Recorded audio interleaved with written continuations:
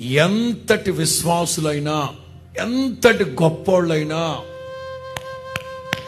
ఎంతటి గుండె ధైర్యం కలిగిన వాళ్ళైనా ఏదో ఒక సందర్భంలో బాధని పంచుకోవడానికి ఎవరైనా ఉంటే బాగుండేది. లోకంలో సంతోషాన్ని పంచుకునే వాళ్ళు ఉన్నారు, ఆస్తులు పంచుకునే వాళ్ళు ఉన్నారు, అన్ని పంచుకుంటారు. కానీ బాధ మాత్రం పంచుకోవడం కుదరదు, అది సాధ్యం కాంది.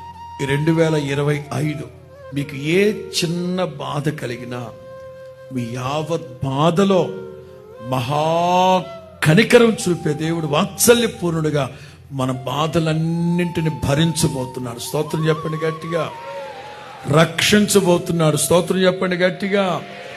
విమోచింపబోతున్నారు. స్తోత్రం చెప్పండి గట్టిగా. ఎత్తుకొని మనల్ని ఆడించబోతున్నారు. స్తోత్రం చెప్పండి గట్టిగా.